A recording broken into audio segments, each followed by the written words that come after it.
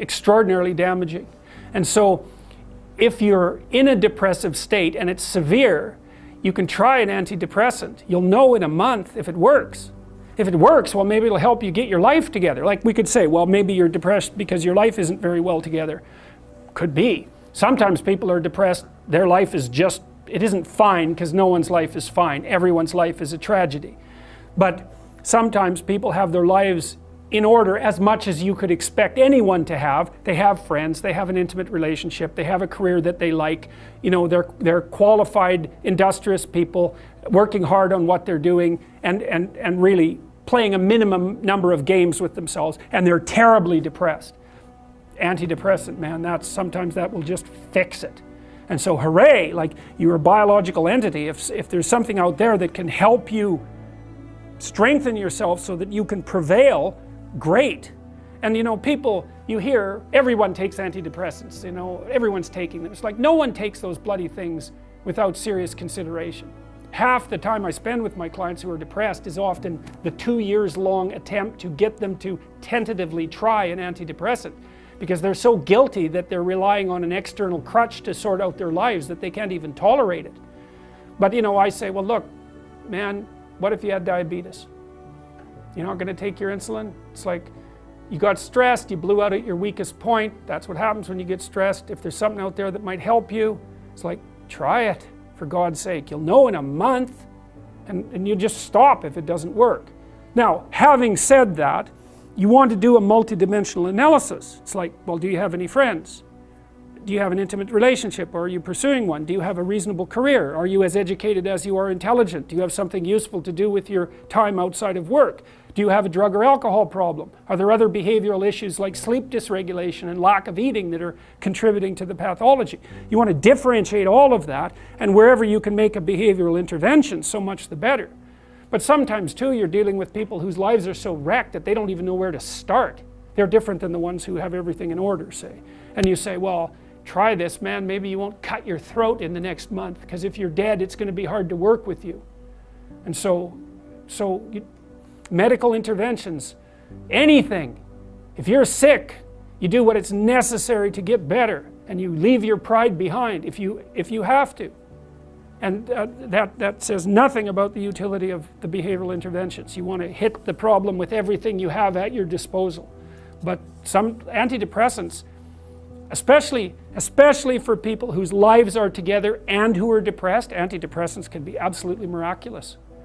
So, you know, when you hear about the clinical evidence in their favor being iffy, and that's partly because the diagnosis of depression isn't very well formulated. It's very different to have a terrible life than to be depressed. And antidepressants can only help you so much if you have a terrible life. So, yeah.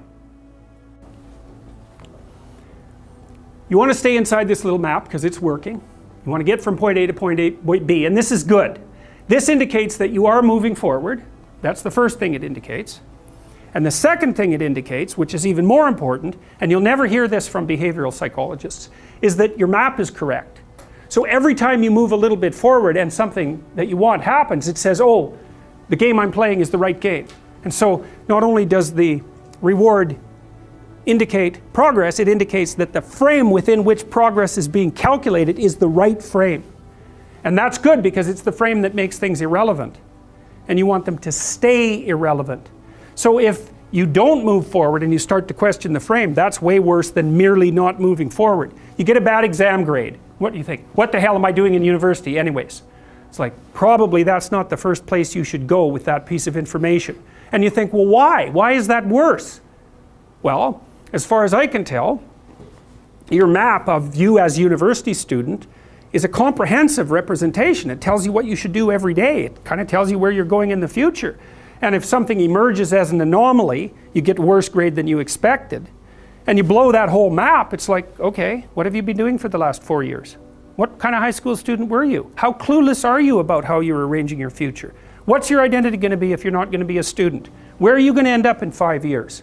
It's like, so it's like that little grade, that bad grade is like a portal through which snakes can crawl. And that's exactly how you respond to it, especially if you open the door too much. Well, maybe this means that I shouldn't be in university. Well, one of the rules is you want to You want to constrain the anomalous event to the minimal necessary domain.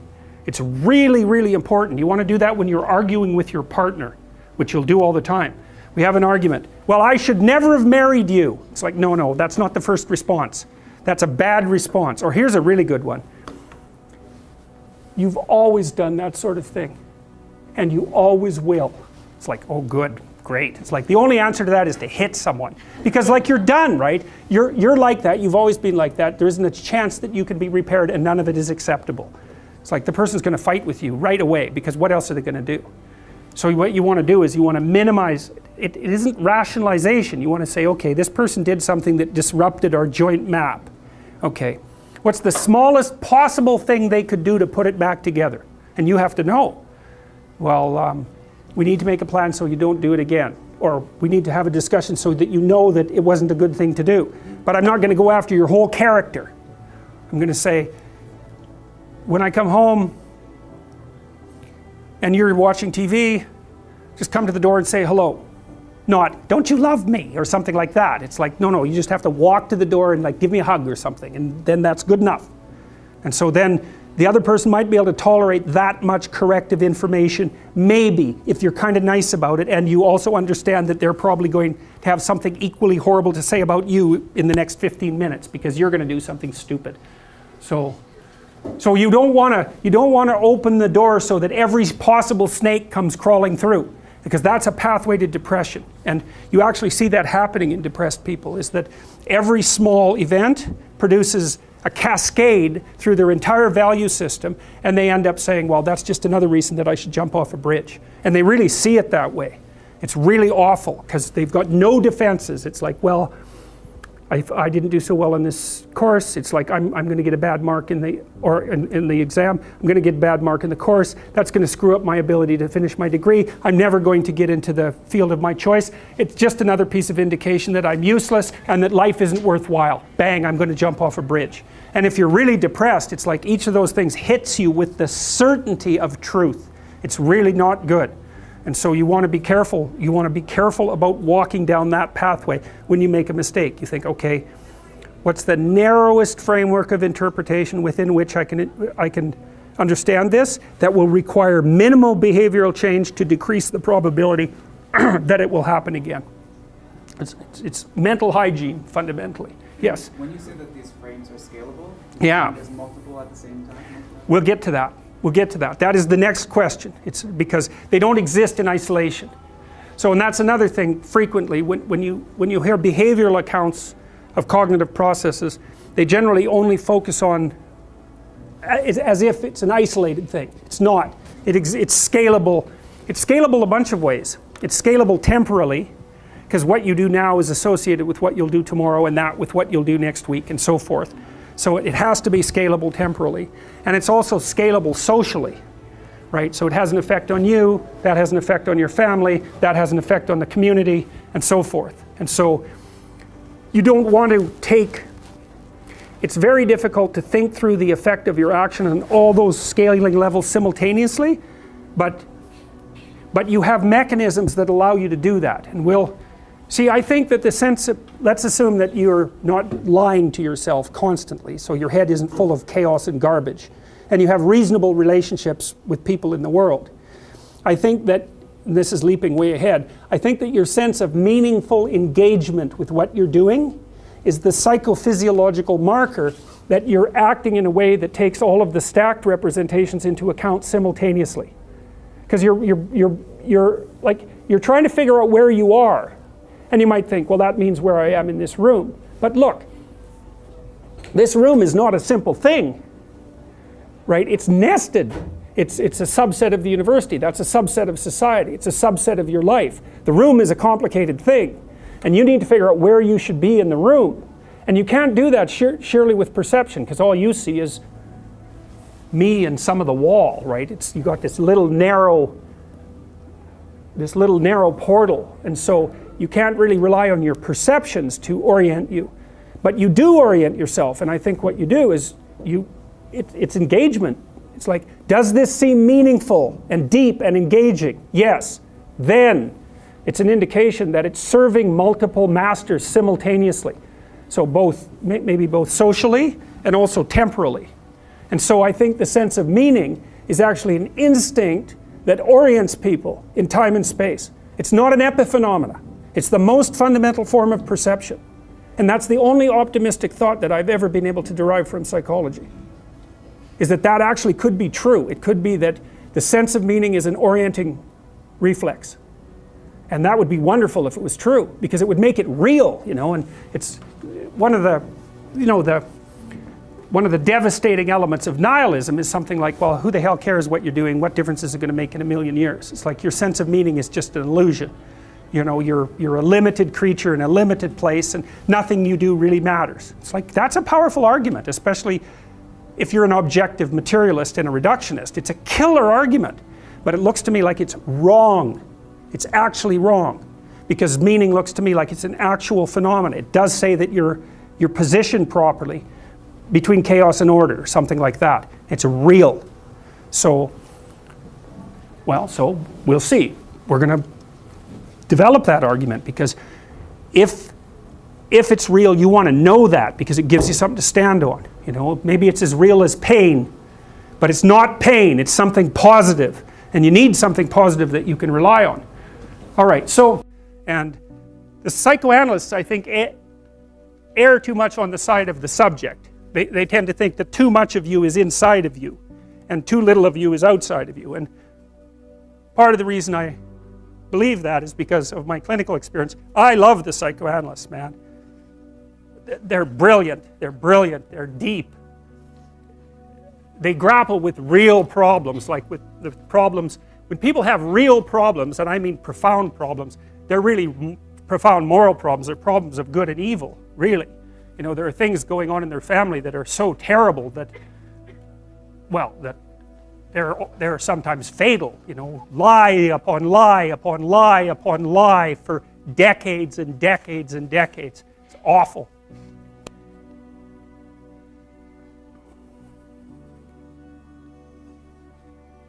And that's not exactly inside them.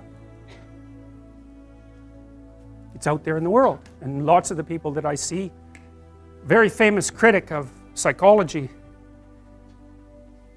I can't remember his name, but I probably will, criticized the practice of psychology quite effectively in I believe in the early 60s. The Myth of Mental Illness by Thomas Szasz, S-Z-A-S-Z. It's a classic. You should read it. If you're interested in psychology, read it. Like, it's a classic. And he basically said, most people have problems in living, they don't have psychological problems.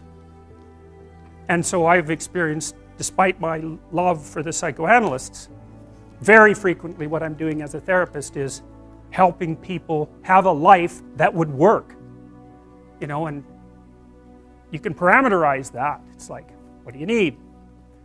How about some friends? That people kind of like that. How about an intimate relationship with someone that you can trust, that maybe has a future? That'd be good. How about a career that puts you in a dominance hierarchy somewhere, so at least you've got some possibility of rising, some possibility of stabilizing yourself, and a schedule and a routine, because no one can live without a routine. You just forget that. If you guys don't have a routine, I would recommend, like, you get one going, because you cannot be mentally healthy without a routine. You need to pick a time to get up. Whatever time you want, but pick one and stick to it, because otherwise you dysregulate your circadian rhythms and they regulate your mood. And eat something in the morning. I've had lots of clients who've had anxiety disorders. I had one client who was literally starving. Very smart girl. There was very little that she liked. She kind of tried to subsist on like half a cup of rice a day.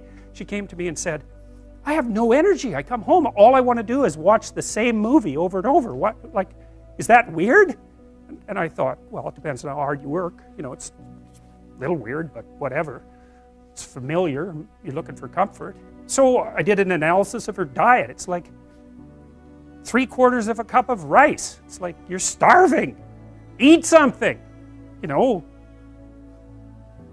you'll feel better. So she modified her diet, and all her anxiety went away, and she had some energy. It's like, yeah, you got to eat. So a schedule. That's a good thing, man. Your brain will thank you for it. It will stabilize your nervous system. With a bit of a plan, that's a good thing. You need a career, you need something productive to do with your time. You need to regulate your use of drugs and alcohol, most particularly alcohol, because that does in a lot of people. You need a family, like the family you have, your parents and all that. It'd be nice if you all got along, you could work on that. That's a good thing to work on. And then, you know, you probably need children at some point, and that's life. That's what life is. And if you're missing, you know, you may have a good reason to not be operating on one of those dimensions. It's not mandatory, but I can tell you that if you're not operating reasonably well on 4, I think I mentioned 6, if you're not operating reasonably well on at least 3 of them, there's no way you're going to be psychologically thriving. And that's more pragmatic in some sense than psychological, right? Human beings have a nature, there's things we need. And if we have them, well, that's good. And if we don't have them, well, then we feel the lack. And so behaviorists, behavioral psychologists concentrate a lot more on that sort of thing. You know, it's practical. It's like strategizing. Make a career plan. Figure out how to negotiate, because that's bloody important. Figure out how to say what you need. Figure out how to tell the truth to people. Figure out how to listen to your partner in particular, because if you listen to them, they will actually tell you what they want, and sometimes you can give it to them and maybe they'll return the favor. And if you practice that for like 15 years, well, then maybe you're constantly giving each other what you want. Well, hooray, that would be good. And then there's 2 of you under most circumstances, and it's better to have 2 brains than 1, because people think differently because of their temperament mostly. And so the negotiation is where the wisdom arises, and it's part of the transformation, the psychological transformation that's attendant on an intimate relationship, and one of the fundamental purposes of a long-term intimate relationship. So we're starting to be able to put the traits, to sort of nail the traits down to their underlying biology. And with regards to neuroticism, well, if you're high in neuroticism, you're more sensitive to anxiety, and that's regulated at least in part by the hippocampus and generated in part by the amygdala. There's another part of the brain called the periaqueductal gray that seems to be associated with the experience of pain, and pain is quite a complex phenomena. Depression is pain-like, grief is pain-like, social isolation is pain-like, disappointment is pain-like. There's anxiety components to that too. And so neuroticism seems to be something like threshold for activation in those negative emotion systems. So if you're higher in neuroticism, 1 unit of uncertainty might produce, let's say, 3 units of psychophysiological response, whereas if you're lower in neuroticism, 1 unit of uncertainty might produce 1 unit of psychophysiological response.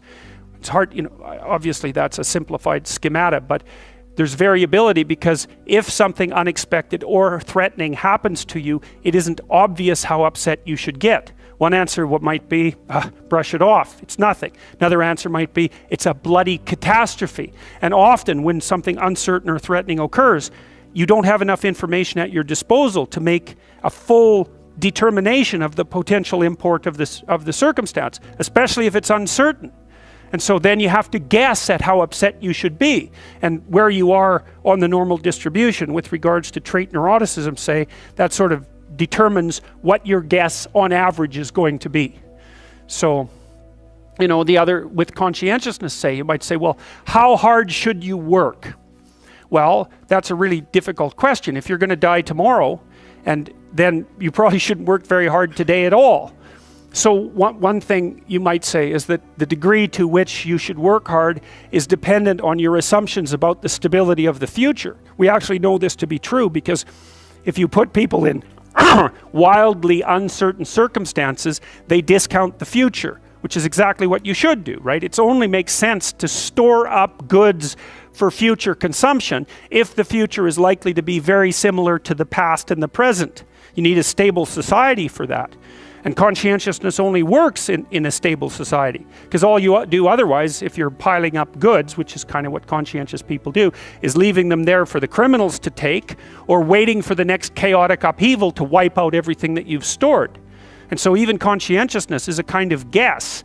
Hardworking people say, well, you know, sacrifice the present for the future. That's great, as long as the future is going to be there and you can predict it. But if it's not going to be there and it's unpredictable, then the right response is take what you can take right now while the getting's good. Now, you know, obviously there are troubles with that too, and I'm speaking, you know, I'm offering rough rules of thumb, but I'm trying to provide you with some indication of how and why these difference in value structures exist, because they're applicable in different environments. You know, sometimes in a dangerous social environment, it's not obvious that being an extroverted person is a good idea, because extroverted people, they stand out, especially if they're extroverted and creative, right? Because not only are they noisy and dominant and assertive, they're also colorful and flamboyant and provocative. What happens to people is that as they move towards zero, positive feedback loops get set up so they're more likely to hit zero.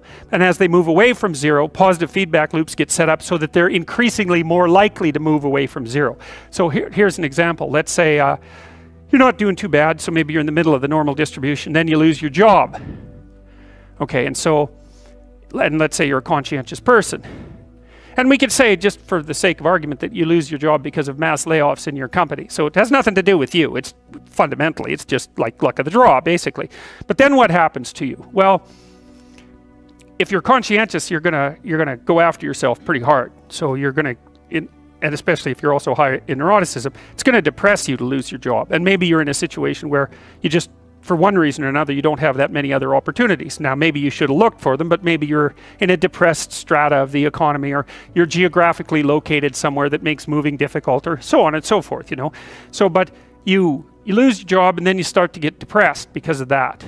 Well, then as you start to get depressed, you know, it decreases the probability that you're going to look for a job, but it also maybe starts to put stress on your family, and it also starts to decrease the probability that you're going to engage in positive social interaction. So now not only are you unemployed and suffering from economic stress, but your marriage is starting to suffer, and you're starting to isolate yourself from your friends. And then, of course, as your marriage suffers and the stress builds up, then that's going to make you more depressed, and that's going to keep you even farther away from your friends, and that's going to decrease the likelihood that you're going to have enough positive emotion and enthusiasm to look for another job. And then, you know, maybe you want to add a bit of a drinking problem to that just for fun, and you can see that you can get a spiral going that's just taking you down, right? And it's all sorts of things, because lots of times people conceptualize, let's say, you know, you're an unemployed guy and you go to counseling and you get a diagnosis of depression. And the thing about a diagnosis of depression, it's sort of like the assumption is there's something gone wrong with your psychological structure. It's like if you're unemployed and you're depressed, it isn't obvious at all that the problem is in your head.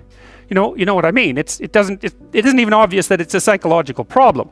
It's just a problem, and problems can take you out. And so if you're unemployed and you're under economic stress and your marriage is starting to shake and you're isolating yourself from your friends and you're less likely to be motivated to go look for a job, you can sort of think about that as a depressive spiral, but you can also think of it as a conspiracy in some sense of external forces that are auguring you into the ground. And we don't tend to conceptualize psychological disorders that way, but we should, because lots of times when people are suffering from something that you could describe in psychological terminology, and depression is a very good example of that, it isn't obvious that there's something wrong with them psychologically. Often they just are in trouble. And there isn't a category in psychological diagnosis for client in serious trouble. But my experience has been almost without exception that the people that come to see me because something's gone wrong with their life, not because they have a psychological problem. Now you could say, well, their psychological inadequacies, such as they might be, are interfering with their ability to recover, or maybe even served as precursors to increase the probability of the catastrophe. And so a well-functioning personality has all the micro routines in place. That's actually something that you help people with if you're a behavioral therapist, because one of the things you assume if you're a behavioral therapist is that sometimes the reason people aren't doing things is because they don't know how. Sometimes maybe the person's depressed but potentially high functioning. They got all the damn micro routines. They're well socialized. They're just dormant. you got to get them awake again and implementing them. But sometimes you get someone in your practice, say, who's just been neglected like you cannot believe, right? The parents never paid any attention to them, or maybe just punished them every time they did something good. That's really fun. And then, they didn't make friends, and so they're really, really vague and poorly articulated. And so then what you do is you work at the bottom of the micro routines and get them to practice building up all these little attributes that they didn't build up. And one of the things you can think about in terms of character development is, so now maybe you understand something about your own personality. You might say, well, what could you do to improve your personality? And the answer is, develop some of the micro routines on the other side of the personality distribution. So if you're disagreeable as hell, maybe you could start learning how to do nice things for people.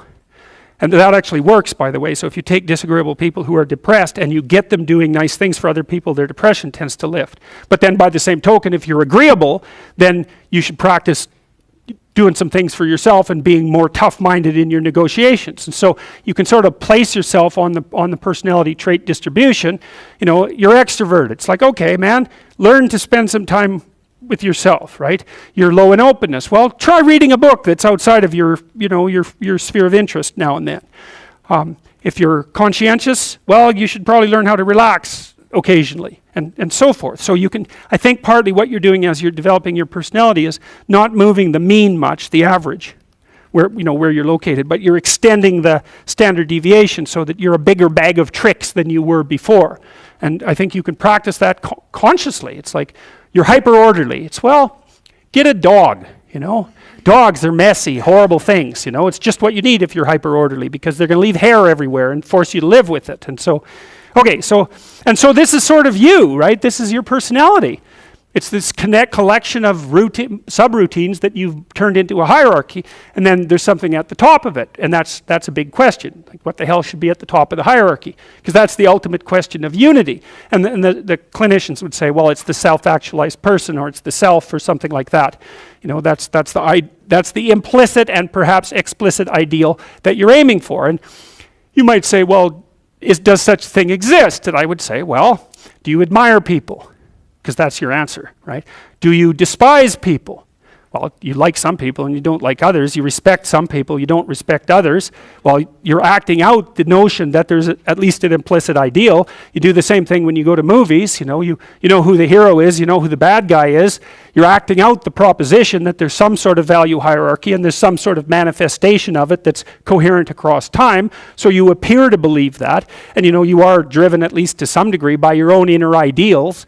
And so you tend to answer the question, is that real, with an affirmative? And if you don't, there's catastrophic consequences. Nietzsche and the existentialists were very good at detailing that. It's like, you let your value hierarchy disintegrate, well then what? Well, part of it is nihilistic chaos. That's not so much fun. And then there's the alignment of nihilistic chaos with the intrinsic desire that someone will come along and tell you what to do. Right, so what happens is if you let this devolve, you end up with nihilistic chaos, or the demand for the tyrant to come forward. And we've had that happen lots of times, and it doesn't seem to have gone that well. So, all right, well, so what happens when you lay out these little routines in the world at different levels of analysis? Well, this is how your emotions function, broadly speaking. You're aiming at something. And this is an oversimplification, which is why I want to show you this, right? When I show you this, assume that it's made out of that, right? It's just a schematic oversimplification, because even if, let's say that I'm trying to do something as simple as walking towards the door, I mean, that the action of walking towards the door is predicated on the existence of all the subroutines that enable me to propel my body across time and space, and like that took a lot of internal organization to get that right. It's automatized now, and so you can treat it like it's invisible, but implicit in any one of these structures is this entire structure. And you actually see this in therapy very frequently too. Okay, one of the things that I've figured out over the last years is this is a good proposition. So, it's pretty self-evident that life has got its rat's nest of miseries, and that's for sure. And maybe you could even make a categorical statement that life is mostly a rat's nest of misery.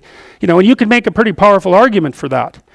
But then there's a counter question, which is, well, what if you tried not to make it any more miserable than it had to be, right? Then what would it be like?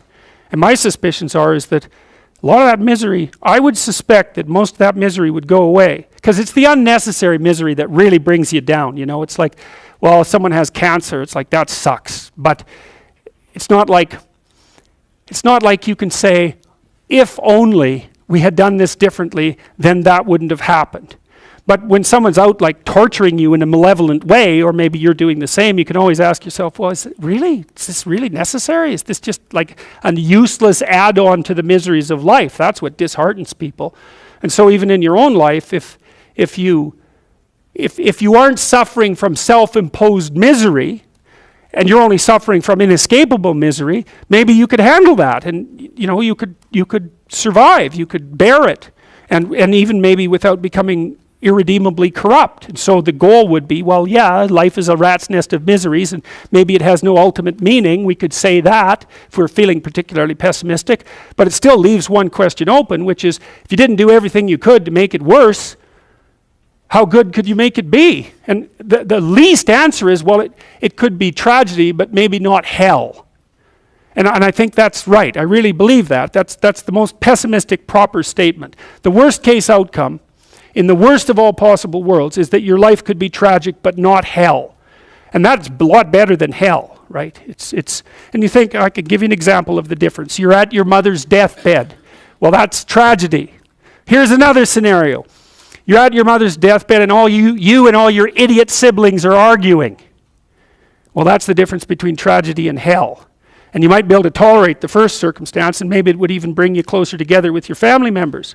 The second one, no one can bear that. You walk away from a situation like that sick of yourself and sick of everything else too. And it's often the case that tragic circumstances bring out the dragons, because the stress is high, and all those things that people haven't dealt with, they don't have the energy to repress, and all the bitterness comes pouring forward. It's like, seriously, man. So that's actually it's a rough lesson, but it's a good hallmark for figuring out whether or not you've got yourself adjusted properly, and in relationship to your siblings. It's like, if you were all gathered around the bed of someone close who is dying, could you manage it? And if the answer is no, it's like, well, put your life together, because it's going to happen. And you should be the person who's there that can do it, and do it properly. And then maybe you'd find that it isn't the sort of thing that will undermine your faith in life itself.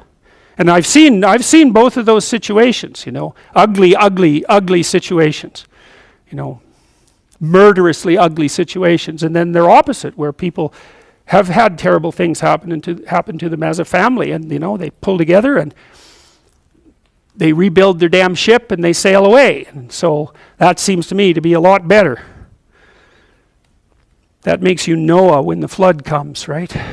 Well, okay, so the same thing. The question emerges, well, who are you? Well, you could say, you're this plan. That's how people usually identify. Maybe they have no plan at all, and they're just in chaos, right? That's like being in the belly of the beast. They're nihilistic in chaos. They have no plan. They're just chaos itself, and that's a very dreadful situation for people to be in. Or maybe they conjure together a plan. That's their identity. It's kind of fragile, and they're holding on to that with everything they've got. It's their little stick of wood that they're floating in the ocean, clinging to. And so they're identifying really hard with that plan. That's what happens when you're an ideologue, is that you're identifying really hard with that plan. The problem is, if something comes up to confront it, well, how do you act? Well, you can't let go of the plan, because you drown. Then you cling to it rigidly. Well, that's no good, because then you can't learn anything. And then if that's you're a totalitarian, you're not going to learn anything. You're going to end up in something that's close enough to hell so that you won't know the difference, and you might drag everyone along with you. And that's happened plenty of times, right? It's the whole story of the 20th century. It happened over and over and over. And it happens in people's states. It happens in their business organizations. It happens in their cities. It happens in their provinces. It happens in their states, and it happens in their psyches, all at the same time. You can't blame the manifestation of that sort of thing on any of those one levels. It happens when a society goes down that way, it goes down everywhere at the same time. It's not the totalitarians at the top and all the happy people striving to be free at the bottom. It's not that at all. It's totalitarianism at every single level of the hierarchy, including the psychological. And so you don't want to be the thing, you don't want to be in chaos, that's for sure, but you don't want to be the thing that clings so desperately to the raft that you can't let go when someone comes to rescue you, right? You don't want to be that. So then you think, well, exactly what are you? You're not the chaos, you're not the plan. Maybe you're the thing that confronts the obstacle. And I would say that's the categorical lesson of psychology insofar as it has to do with personal transformation. Because that's what you always teach people in psychotherapy. I don't care what sort of psychotherapist you are. You're always teaching them the same thing. You're the thing that can, you're not the plan. You're the thing that can confront the obstacle to the plan. And then when you know even further that the obstacle is not only an obstacle, but opportunity itself, well, then your whole view of the world can change, because you might think, well, I've got this plan, something came up to object to it. It's like, it's possible that the thing that's objecting has something to teach you that will take you to the place where you develop an even better plan. And it's a nice framework to use. It's like, are you so sure that this is a problem? Is that the only way that you can look at it? Or is it an opportunity? I mean, I'm not trying to be, naively optimistic. There are some things that's pretty hard to extract gold from some dragons, and maybe the death of a family member is a good example of that. But even in a situation like that, I can tell you that it's an opportunity for maturation, that's for sure. And the thing is, you might say, well, it's pretty miserable to be digging for gold when someone's falling into the grave. Well, if they really love you, first of all, that's what they'll want you to do. And second, you're going to make their death a lot more palatable experience for them if you're someone who can be in the room and be helpful instead of be, quivering in the corner and feeling that the entire world is collapsing in on you. I mean, that's another, you want to be the useful person at the funeral. How's that for a goal? That's a good goal, man. You know that you've got yourself together in a situation like that because you're going to be at them. And maybe you want to be the person on whose shoulder people cry. That'd be a good goal. And it's kind of, I don't like being naively optimistic, so when I tell you to get your life together, I'm not going to say roses and sunshine. It's like, that's pablum for fools. But it really is something to be the reliable person at a funeral. There's this idea in Jungian psychology called the circumambulation. And Jung had this idea that you had a potential future self, which would be in potential everything that you could be. And that it manifests itself moment to moment in your present life by making you interested in things. And the things that you're interested in are the things that would guide you along the path that would lead you to maximal development. Now, it sounds like a metaphysical idea or a mystical idea even, but it's not. It's not. It's a really profoundly biological idea. The idea is something like, well, you're set up so that you're automatically interested in those things that would fully expand you as a well-adapted creature. Well, there's nothing radical about that idea. What else could possibly be the case? Unless there's something fundamentally flawed about you, that is what the situation would be. It's kind of interesting to think about how that would be manifest moment to moment, but the idea is something like, well, your interest is captured by those things that lead you down the path of development. Well, that better be the case. Okay, so that's fine. And so there's some utility in pursuing those things that you're interested in. That's the call to adventure, let's say. And the call to adventure takes you all sorts of places. Now, the problem with the call to adventure is, like, what the hell do you know? You might be interested in things that are kind of warped and bent. And often it's the case that when new parts of people manifest themselves and grip their interests, say, they do it very badly and shoddily. And so you stumble around like an idiot when you try to do something new. That's why the fool is the precursor to the savior from the symbolic perspectives, because you have to be a fool before you can be a master. And if you're not willing to be a fool, then you can't be a master. So you're gonna, it's an error-ridden process. And that's also laid out in the Old Testament stories, because the first thing that happens to all these patriarchal figures when God kicks them out of their father's house when they're like 84 is that they run into all sorts of trouble, and some of it's social and some of it's natural and some of it's a consequence of their own moral inadequacy. So they're fools. But the thing that's so interesting is that despite the fact that they're fools, they're still supposed to go on the adventure, and that they're capable of learning enough as a consequence of moving forward on the adventure so that they straighten themselves out across time. And so it's something like this. So this circumambulation that Jung talked about was this continual we'll return to this continual circling in some sense of who you could be. You might notice, for example, that there are themes in your life. You know, when you go back across your experiences, you see you kind of have your typical experience that sort of repeats itself. And there might be variation on it, like a musical theme, but it's like you're circling yourself and getting closer to yourself as you move across time. That's the circumambulation. Now, you remember that for a sec, because we'll go back to it. Okay, so imagine that something glimmers before you. It's an interest that's dawning, and you decide, well, first of all, you're paralyzed. You think, well, how do I know if I should pursue that? It's probably a stupid idea. And the proper response to that is, you're right, it probably is a stupid idea, because almost all ideas are stupid. And so the probability that as you move forward on your adventure that you're going to get it right the first time is zero. It's just not going to happen. And so then you might think, well, maybe I'll just wait around until I get the right idea, and which people do, right? So they're like 40-year-old, 13-year-olds, which is not a good idea.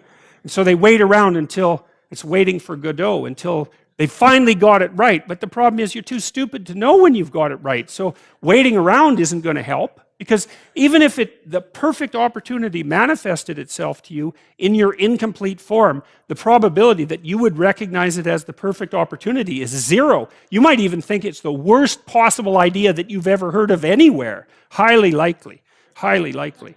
So you have, there's, Nietzsche called that a will to stupidity, which I really liked. So, because he thought of stupidity as being, you know, it's you have to take it into account fundamentally and work with it. And so you can take these tentative steps on your pathway to destiny, and you can assume that you're going to do it badly. And that's really useful, because you don't have to beat yourself up. It's pretty easy to do it badly. But the thing is, it's way better to do it badly than not to do it at all. And that's the continual message that echoes through these historical stories in Genesis. It's like, these are flawed people. They should have got the hell out of their house way before they did. And they go out and they stumble around in tyranny and famine and self-betrayal and violence. But it's a hell of a lot better than just rotting away at home. And that's great. So that's good. And so why is that? Well, okay, so you start your path and you think that you're heading, you know, towards your star. And so you go in that direction. And then, because you're here, the world looks a particular way, but then when you move here, the world looks different, and you're different as a consequence of having made that voyage. And so what that means is that now that thing that glimmers in front of you is going to have shifted its location, because you weren't very good at specifying it to begin with, and now that you're a little sharper and more focused than you were, it's going to reveal itself with more accuracy to you. And so then you have to take a, you know, it's almost like a 180-degree reversal. But it isn't, because, you know, you've gone this far, and that's a long ways to get that far. But that's a lot farther than you would be if you just stayed where you were, waiting. And so it doesn't matter that you overshoot continually, because as you overshoot, even if you don't learn what you should have done, you're going to continually learn what you shouldn't keep doing. And if you learn enough about what you shouldn't keep doing, then that's tantamount at some point to learning at the same time what you should be doing. So it's okay. So it's like this. Now, what's cool about it, though, I think, is that as you progress, the degree of overshooting starts to decline, right? And that we know that there's nothing hypothetical about that. As you learn a new skill, like even to play a song on the piano, for example, you overshoot madly. You're making all sorts of mistakes to begin with, and then the mistakes,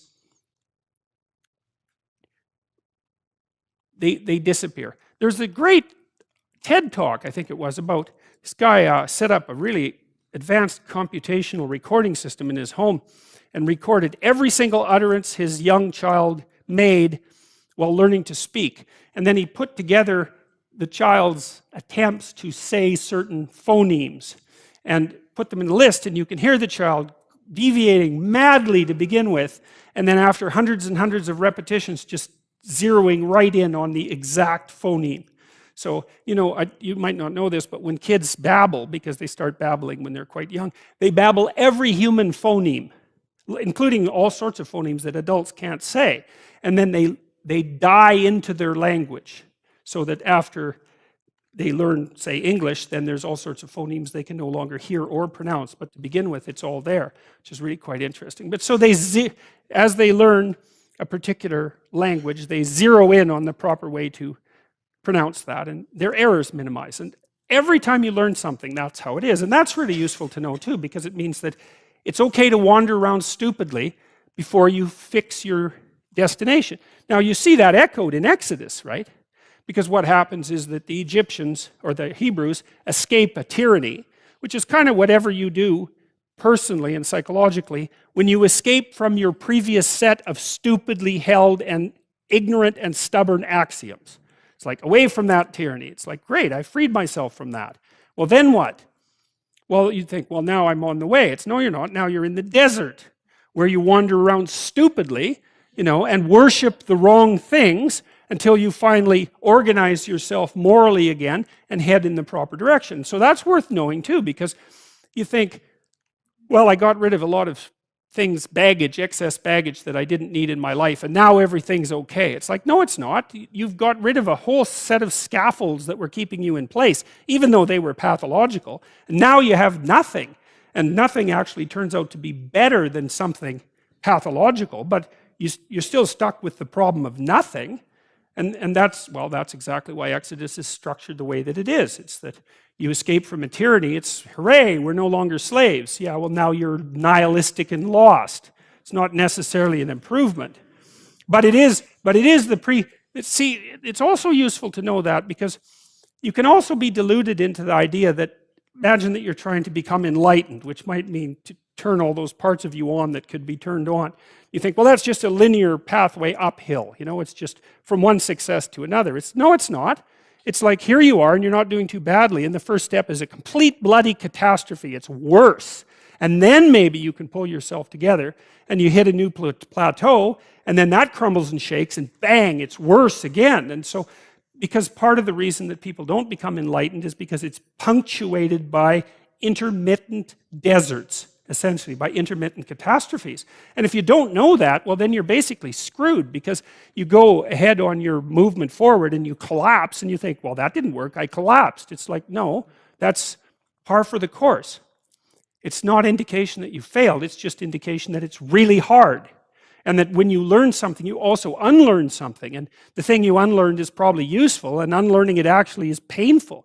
Let's say if you have to get out of a bad relationship. It's like there isn't any relationship that's 100% bad. And so when you jump out of it, well, maybe you're in better shape, but you're still lonesome and disoriented, and you don't know what your past was, and you don't know what your present is, and you don't know what your future is.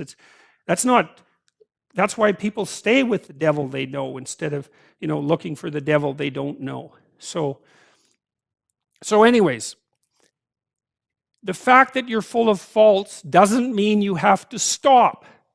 And thank God for that. That's a really useful thing.